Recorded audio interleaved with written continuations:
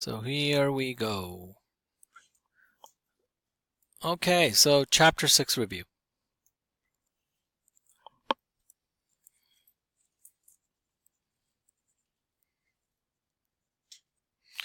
Now chapter 6 of course is gravitation and celestial mechanics.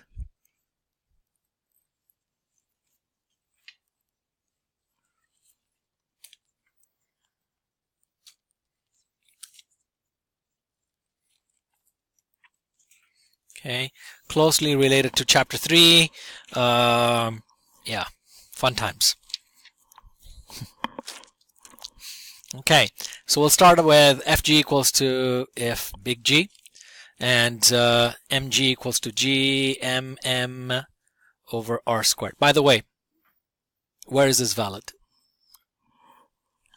There's only one place where this can be, well, not necessarily, but let's see. What am I talking about when I'm doing this? Where am I talking about? Close or on the surface of the Earth? So I'm talking about on the surface of whatever the planet that we're talking about.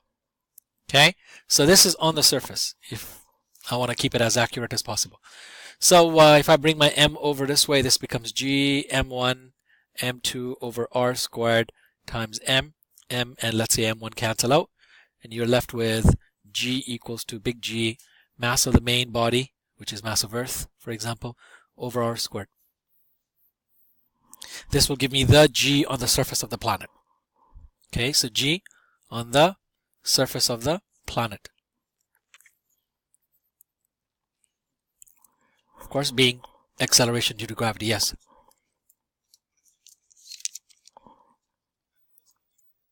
Yeah, it'll give you the G at that radius, yes. But you got to make sure that you take into account that it starts from the center of Earth. Okay? So, yes, it can work anywhere as long as you've taken the radius as being from the center of Earth or from the center of the planet to wherever you are measuring this out. Okay? All right. Now in chapter 3, we also talked about circular motion, and we talked about how and what the velocity of an object is that is orbiting a main body. And our formula was, the way we did it was Fc, which equals to, what was it? F big G. Okay, so we're saying centripetal acceleration equals to my gravitational attraction. Okay, and of course this is your net force. And we said mv squared over r, which equals to big G, mass of the small body, let's say, mass 1, mass 2 over r squared. And we're solving for velocity. So what is the velocity in circular orbit? And then we solved for it, and you ended up with v squared, which equals to G m1 m2 times r divided by m2 times r squared. m2 cancel out, r and one of the r's cancel out, and you are left with v equals to the square root of G, mass of the main body like mass of Earth, divided by r. And this is velocity of an object in circular orbit.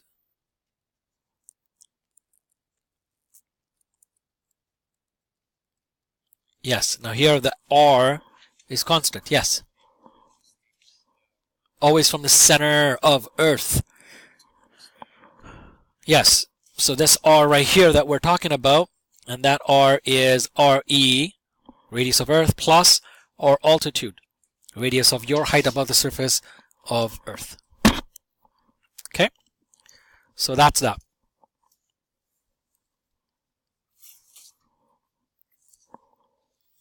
So we did that last time. Okay, then we talked about Kepler's 3 laws. Are we good with this?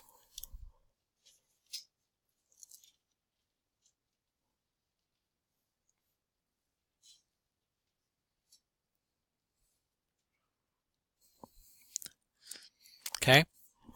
Yes? Okay. So Kepler's 3 laws. And my Kepler's 3 laws were as follows.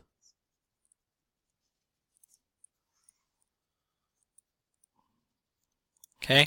First law, of course, is each planet moves around the sun in an orbit that has an ellipse with the sun at one of the focus. Okay, so basically there is one of the focus here, second focus there, and this being my sun right there. Okay, Kepler's first law. Okay, Kepler's second law says the straight line joining a planet and the sun sweeps out equal areas in space in equal intervals of time. So basically, oops.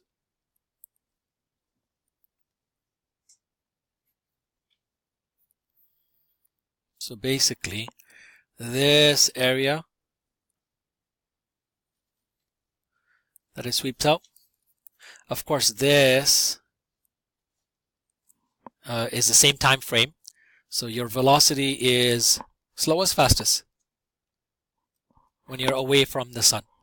Slowest, least velocity because you've gained the most energy. So you could say gravitational potential energy is the maximum when you're furthest away from the sun. Okay, so this distance traveled is the least distance traveled, although this area covered is largest.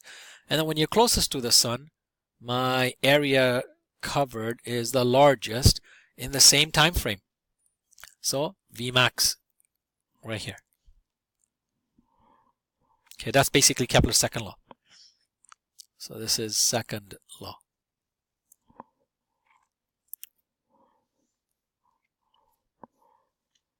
Yeah.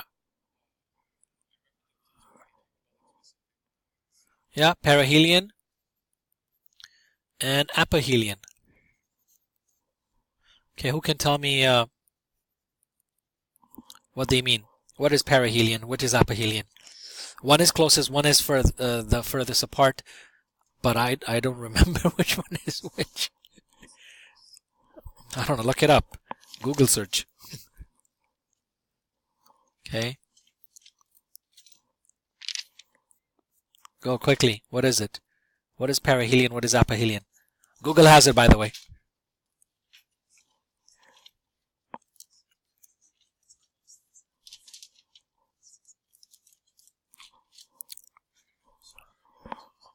Perihelion is closest, so this is closest, and this is furthest.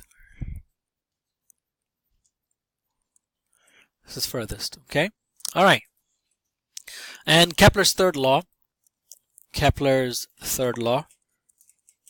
is C equals to gm, mass of the main body, so mass of the sun, for example, divided by 4 pi squared, which equals to r cubed over t squared.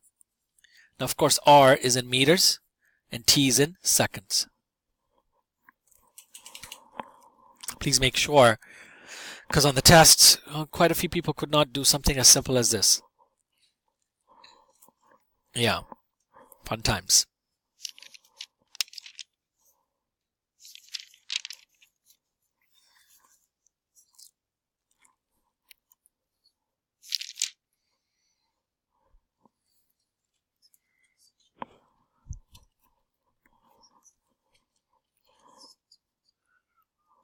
Are we good?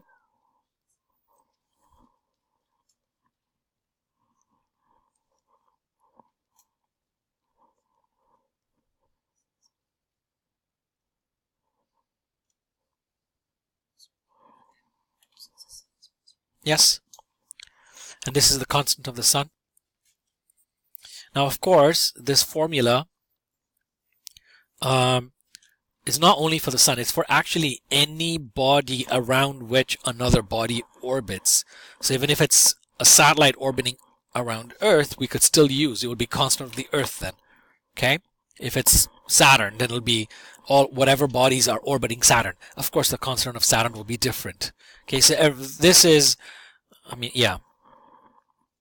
Okay? All right.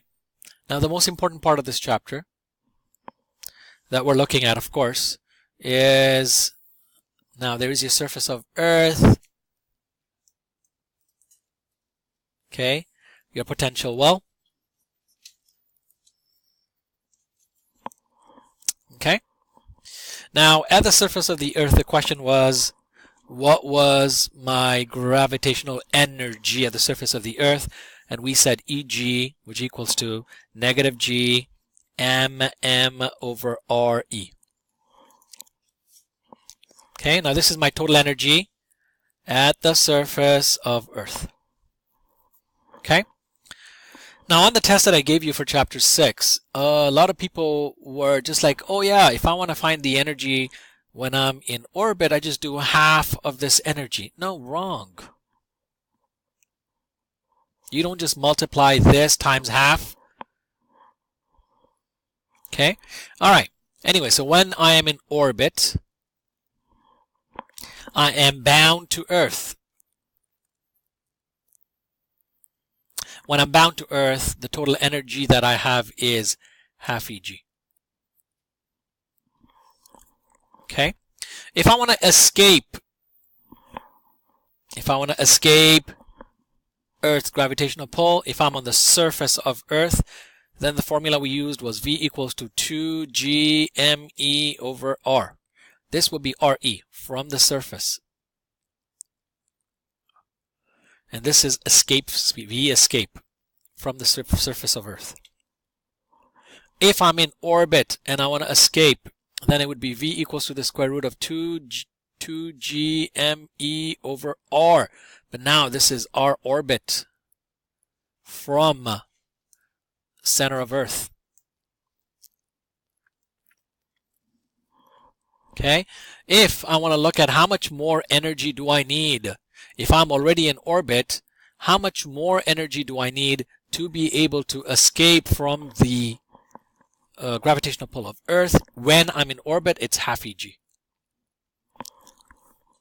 Now to get this half Eg, we can't just do E total equals to half times whatever value was here. This was Re. That's what a lot of people did on the test. They just multiplied whatever value they got here times half. Not correct. Because now you have to do it as negative g m over r. And this is our orbit from center of Earth.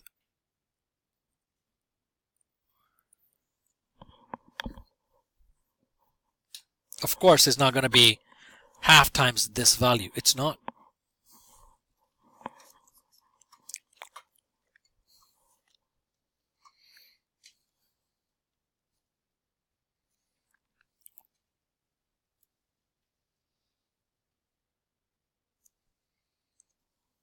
It is not.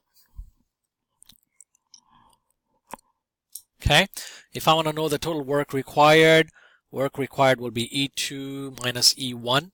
See, if I'm in orbit, that'll be this, E2 minus E1. Be total work.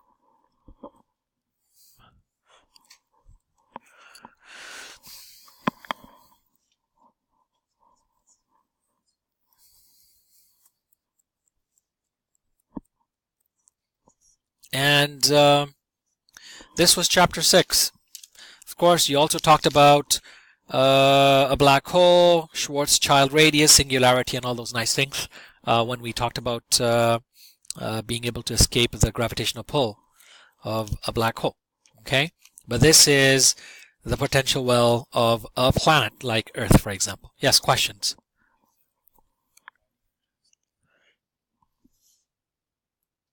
What do you mean? The total energy when I have, the total energy that I have when I am in orbit is the binding energy, which we remember was made up of, remember the reason it's half Eg is because it's made up of Ek plus Eg, and Ek is half mv squared, and then we solved for it, and it came out to be half Eg minus Eg, which is negative half Eg. This is why this is, so yes, E total is half Eg. Yeah. The positive. This is because we're talking about how much additional energy do you need, right? Yes. Any other questions? We good? This was chapter 6. Okay? Right. Did I forget anything? Talked about gravity, Kepler's laws. V circular, yeah, we talked about this, right? V circular, of course, is gme over r. This is our orbit. Okay. Now remember, if I'm moving circular motion around a planet, then it's going to be this velocity. If I'm trying to escape, then it's this velocity.